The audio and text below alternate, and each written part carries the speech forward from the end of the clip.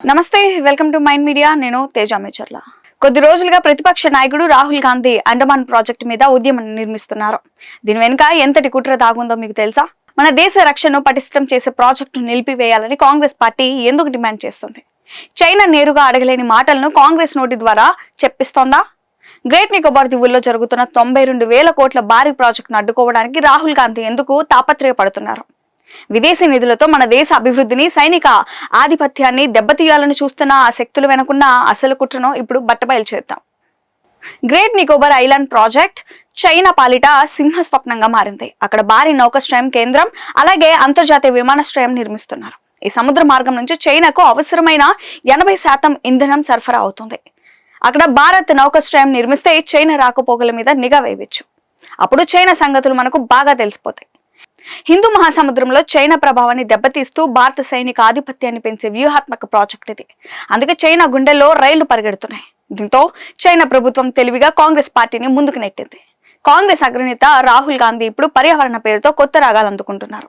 ఇప్పటికే కోర్టుల చుట్టూ తిరుగుతూ 5 ఏళ్ల పాటు ఈ ప్రాజెక్టును ఆలస్యం చేశారు. కానీ నేషనల్ గ్రీన్ ట్రిబ్యునల్ వీరి వాదనలో తిప్పికొట్టి పర్యావరణ అనుమతిని మంజూరు చేసింది. అభివృద్ధి ప్రాజెక్టులను అడ్డుకోవడం కాంగ్రెస్ కు మొదటి నుంచి అలవాటే. గతంలో గుజరాత్ లో నర్మదా నది ప్రాజెక్టును కూడా ఇలాగే అడ్డుకోవాలని చూశారు. 2001లో గుజరాత్ కరువులో అల్లాడుతున్నా కరగలేదు. కానీ నరేంద్ర మోదీ పట్టుదలతో ఆ ప్రాజెక్టును పూర్తి చేసి ప్రతి ఇంటికి నీరందించారు. కుడంకులం, విజింజం, స్టెర్లైట్ ప్రాజెక్టులను కూడా నాశనం చేయడానికి ఈ గ్యాంగ్ ప్రయత్నించింది. ఇప్పుడు గ్రేటర్ నికోబార్ ప్రాజెక్టు మీద కన్ను వేశారు. దేశ ప్రయోజనాలను పక్కన పెట్టి చైనా కనుసన్నల్లో నడుస్తున్నట్లు వ్యవహరిస్తున్నారు. స్థానిక గిరిజన కౌన్సిలర్ 2022లోనే ఎన్ఓసి ఇచ్చిన రాహుల్ గాంధీ అక్కడికి వెళ్లి గిరిజనులను రెచ్చగొట్టడం అత్యంత సిగ్గుచేటు.